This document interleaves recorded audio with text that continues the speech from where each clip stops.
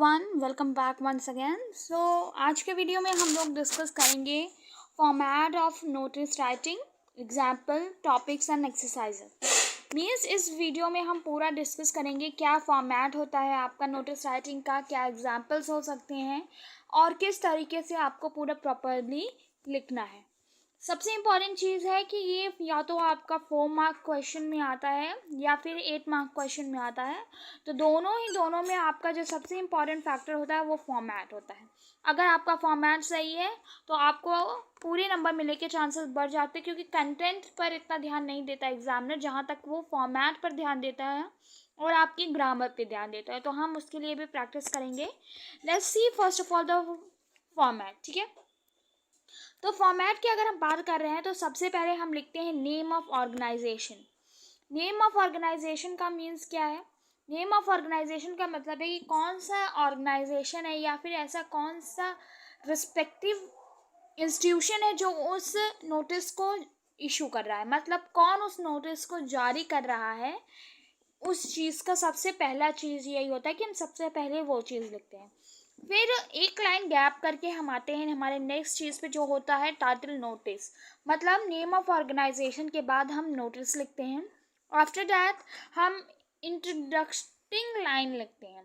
इंट्रोडक्टिंग line means कि हमारे subject से रिलेटेड जो भी लाइन है जहाँ से हम स्टार्टिंग करेंगे वो चीज़ हम मेंशन करते हैं। Means it is a title. Like आपका बुक का टाइटल होता है, बुक होती है, उसका एक अपना रिस्पेक्टिव टाइटल होता है। तो यहाँ पर आपका जो बुक का टाइटल है वो नेम ऑफ ऑर्गेनाइजेशन है।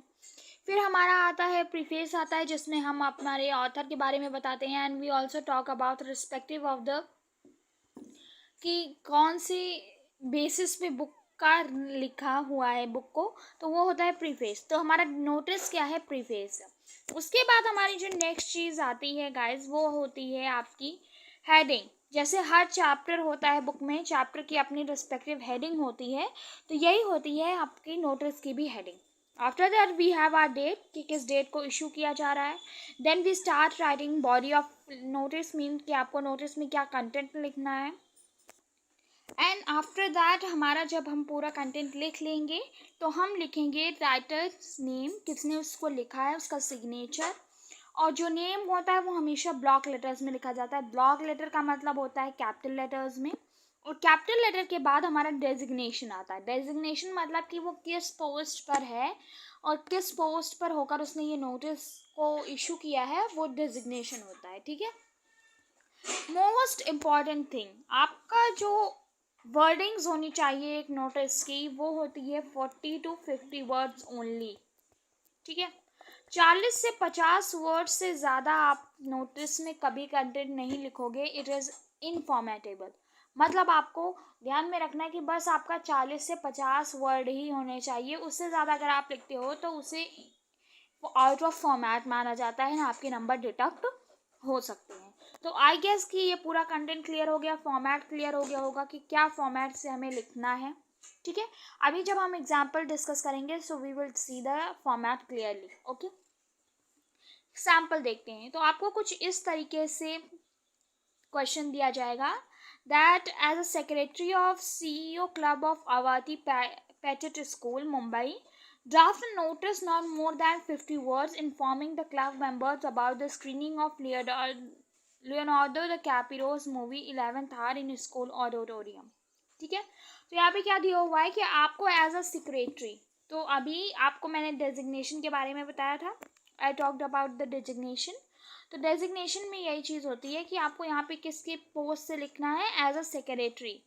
ठीक है, as a place of secretary आपको लिखना है। और आप क्लब मेंबर हो, आप क्लब के हेड हो किसी स्कूल के, जिसको अबाई एपेटेट स्कूल बोलते हैं मुंबई का, तो आपको एड्रेस और ऑर्गेनाइजेशन का नेम भी दिया हुआ है। ठीक है, आपको वर्डिंग्स भी बता दी गई हैं कि नॉट मोर देन 50 वर्ड्स, मतलब आपको 50 वर्ड से ज़्यादा नहीं लिखना है। और आपका जो टाइटल होगा नोटिस लिखने का वो ये होगा that screening of Leonardo DiCaprio's movie 11th hour in school auditorium. एक चीज़ और याद रखना है कि जो आप टाइटल डालते हो नोटिस का, वो भी आपका क्या है, कि बहुत शॉर्ट होना चाहिए, ज़्यादा नहीं होना चाहिए, शॉर्ट होना चाहिए, आई कैची होना चाहिए कि लोग जस्ट टाइटल पढ़ के समझ जाए कि नोटिस किस चीज़ के बारे में दी गई है। ठीक है, तो हम अगर इसका देखते हैं फॉर्मेट वंस अगेन, ओके, तो ये आपका है, जैसे कि यहाँ पर एक क्वेश्चन और दिया हुआ था, ये आपका फॉर्मेट नहीं है आई थिंक, तो ये आपको यहाँ पर दिया हुआ है। ठीक है, यहाँ पे दिया हुआ है क्वेश्चन नंबर 2, हम देखते हैं, उसी का फॉर्मेट मैंने आपको आंसर में दिया है, so we will be discussing that too, कि your club is going to organise an inter class singing competition, write a notice in about 50 words inviting the name of student who want to participate in it. तो यहाँ पे है कि आपका school जो है या आपका क्लब जो है वो inter class singing competition organise कर रहा है, आपको एक नोटिस लिखनी है 50 वर्ड्स तक की, जिसमें आपको ये करना है कि जो इंटरेस्टेड स्टूडेंट है, जो पार्टिसिपेट करना चाहते हैं, वो अपना नेम दें।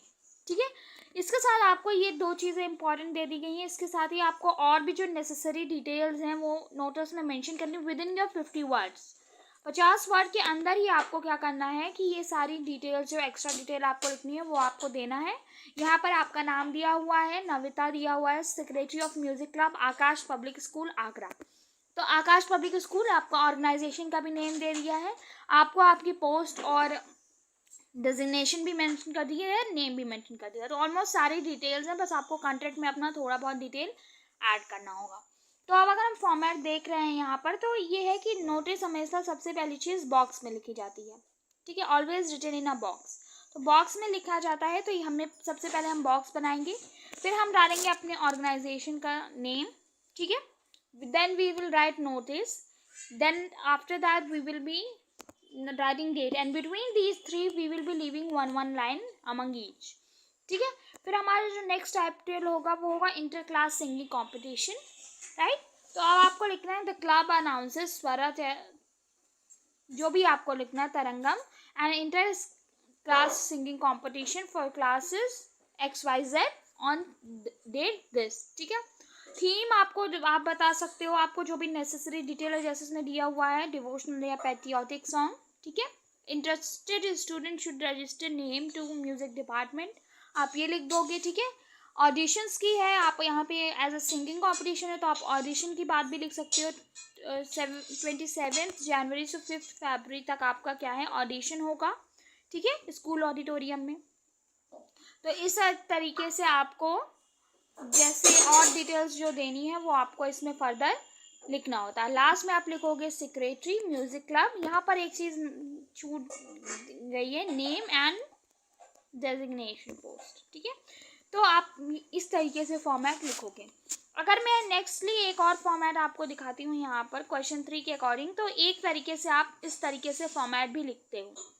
ठीक है, your school is organizing a Spice Messi program for occasion of Dance Day, wherein the renowned Bharatanatyam dancer Geeta Chandran would be giving lecture demonstration as the President Cultural Society of School draft a notice in about 50 words. ठीक है, ये आप देख सकते हो CBSE sample paper 2016 का question है। तो आपको यहाँ पे क्या है कि आपका स्कूल है वो कोई प्रोग्राम स्पाई मेसी ऑर्गेनाइज करवा रहा है, जिसमें आपका भरतनाट्यम डांसर गीता चंद्रन पार्टिसिपेट करेंगी, और आप क्या है cultural society of your school जो है उसके आप प्रेसिडेंट है, तो आपको एक नोटिस लिखना है।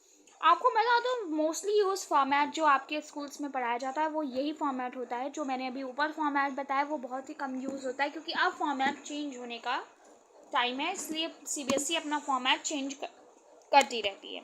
तो if we talk about further more details, तो यहाँ पर सबसे पहले ऑर्गेनाइजेशन का name, then after leaving a line, यहाँ पर एक लाइन आपकी छोड़ी जाएगी, after that we will be giving title notice, notice title के बाद again we will leave one line. ठीक है, एक लाइन छोड़ने के बाद again we will be writing a date on the margin side. ठीक है, आपका स्कूल नेम और जो नोटिस टाइटल होता है वो हमेशा सेंटर में लिखा जाता है, यहाँ पर जैसे यहाँ पर सेंटर में दिया हुआ है, एंड आपकी डेट हमेशा लेफ्ट साइड मार्जिन लाइन से लिखी जाएगी। ठीक है, format of writing that is very important कि आप डेट कैसे लिखते हो, तो डेट को आपको कभी भी इस फॉर्मेट में नहीं लिखना है।